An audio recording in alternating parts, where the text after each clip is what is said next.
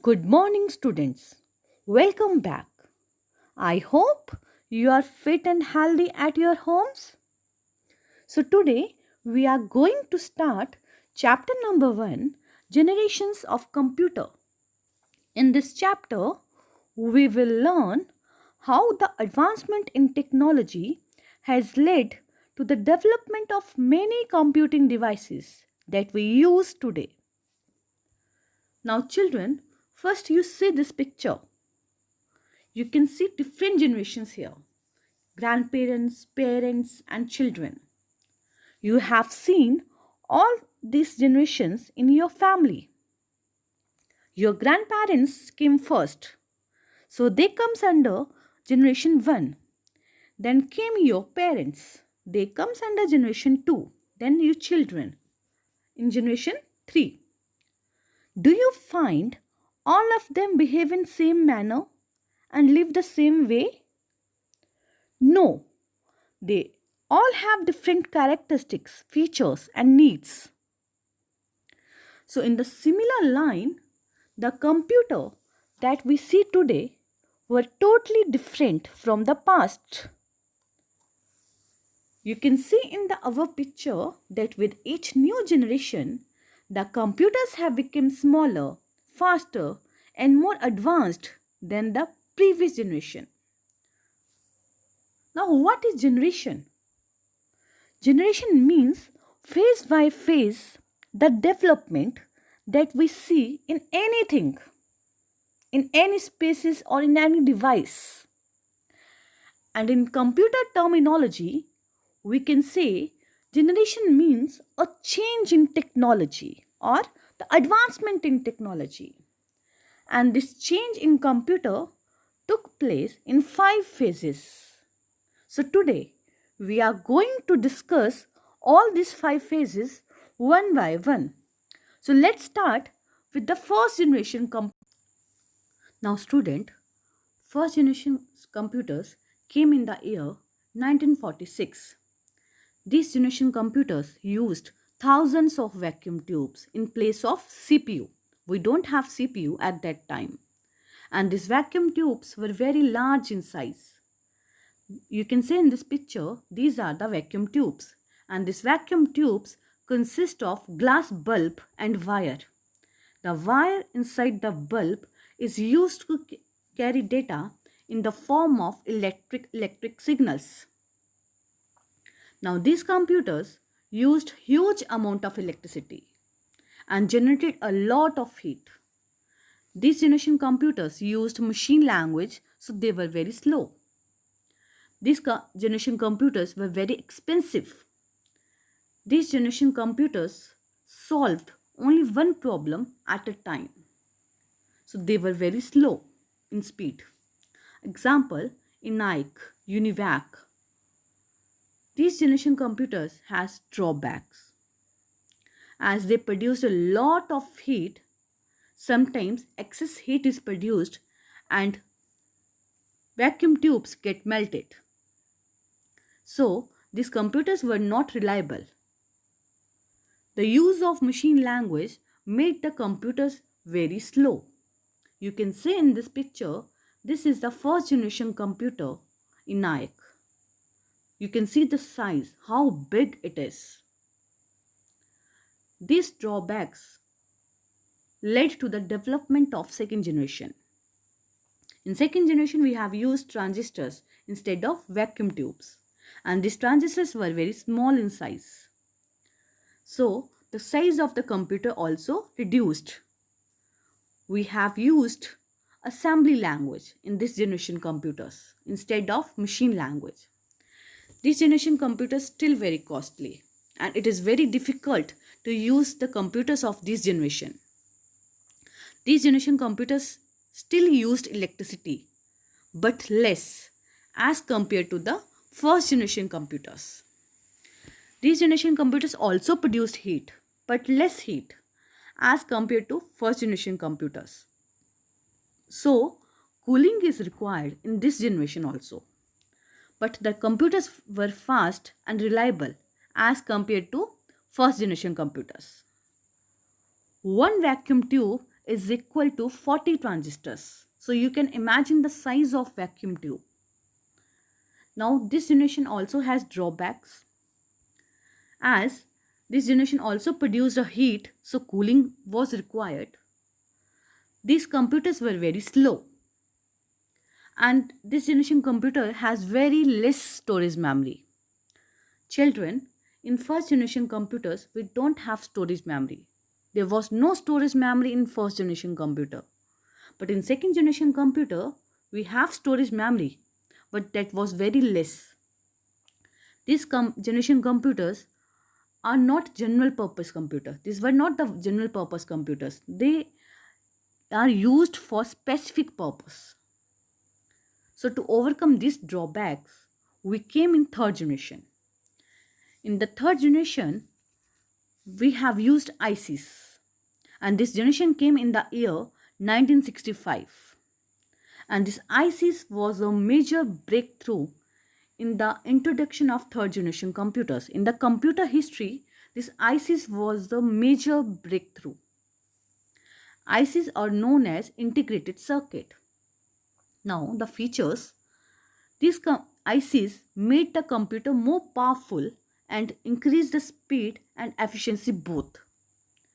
These generation computers were fast as compared to second generation computer, and the size of the computers reduced. These generation computers generate less heat as compared to first and second generation computers. And these generation computers have more storage capacity as compared to second generation computers. Example, IBM, ICL. And this generation computer used high level language like COBOL and Fortran. You can see IC here. This is the IC. Now, children, ICs are also known as semiconductor chips. But still, this generation also has drawbacks. Let us talk about the drawbacks of third generation. As the third generation computer used ICs, and it was very difficult to maintain these ICs because these ICs was not made by human hand. These were made by special machines, and so highly sophisticated technology was needed for their manufacturing. And this generation computers produced heat, so cooling was required in this generation also. These drawbacks led to the fourth generation, and fourth generation started in the year 1971. In fourth generation, we have used microprocessor, and this microprocessor is the main component of the fourth generation computer. And this microprocessor is very small, so the size of the computer became very small. These generation computers are more powerful and faster than the previous three generations computers. These generation used high level language, that is C, C++, Java. The size of the computer are so small that even they can fit in our hand. And heat generated is negligible, so no cooling is required in this generation computers. Children, do you know the computers that we are using today are the computers of fourth generation computers? And now you can see the picture. This is the microprocessor. This is also known as the CPU, that is the brain of our computer. So you can see the next is fifth generation. Children, the fifth generation computers are under development phase. These computers are based on artificial intelligence. Now, what is artificial intelligence? Artificial intelligence means simulation of human intelligence in machines. That is, to develop programs or softwares that can think like humans and mimic their actions also. So the main goal of fifth generation is to develop the computers that can respond to natural language and are capable of learning and taking their own decisions. For example, robot. Now, the features. Fifth generation computers are based on ULSI, ultra large scale integration. It means in this integration, many microprocessors are brought on a single unit. Now, you children, your third generation computers use LSI integration, that is large scale integration, in which many circuits are brought on a single unit. And in fourth generation computers, we have used VLSI, very large scale integration, in which many ICs are brought on a single unit, single silicon chip. And in fifth generation, we have used ULSI. So these computers are more reliable and they work faster. Fifth generation computers are intended to work with natural language. Now, children, how many of you are aware that your Android phone can talk to you? You have seen Google Assistant in your Android phones? That Google Assistant can talk to you? That Google Assistant is the artificial intelligence based software which can take your language, that is any language you speak, English, Hindi, any language, to instruct the computer. It means we don't need computer language now in fifth generation. We don't need computer language to instruct the computer in fifth generation. We can talk to the computer in our own natural language. These generation computers are able to recognize images and graphs. They will be able to use multiple CPUs for faster processing. That is, they are based on parallel processing, which means computer can perform many tasks side by side and give one decision only. Now children, you can see these are the computers of fifth generation. These computers are humanoid robots. These robots can move around you and can interact with you. Now second picture that you see here is the first humanoid robot, and this robot is known as Sophia. Sophia is capable of displaying human-like expressions and can interact with people. Students, see the third picture. This is the robot Zafie. I want to say that in this critical time of coronavirus pandemic, these robots, these fifth generation computers, are helping doctors keep a safe distance from the patient by using medic. In a similar way, this Zafie robot is working in a Chennai hospital to deliver food and medicines to coronavirus infected patients. So children, we can say that we are on the way to make artificial intelligence a reality. So students, it's a recapitulation time. Here you can see various technologies that are used in various different generations. Now in first generation computer, we have used vacuum tubes and the computers were very large in size. Second generation computer, we have used transistors and the size was reduced and speed increased. In third generation computers, we have used ICs and the size was further reduced. In fourth generation computer, microprocessor is used and the size is reduced. In fifth generation computer, we are using artificial intelligence. So students, here you can see all the generations in a tabular form with the time period. Students, I have planned quiz for you.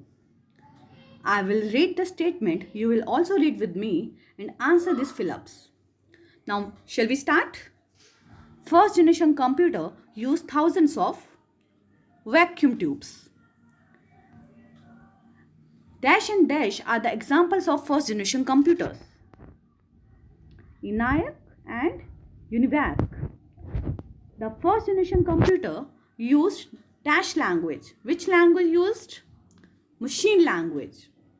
The first generation computer were very large in size. Now, the quiz on second generation. Second generation computer used which technology? Transistors. The second generation computers were more reliable. The second generation computer used assembly language. Dash, IBM, Mark and Leo are the examples of second generation computers. Now, in third generation used ICs. Integrated circuits are known as semiconductor chips. IBM and CDC are the examples of third generation. Now, in fourth generation used microprocessor. These computers fit on a small desk or even on the palm of hand. Fourth generation computers became more powerful and they could be linked together to form a network. IBM are the examples of dash generation computers. Fourth. Now, that's all for today, children. I hope you have enjoyed this chapter. Thank you, children.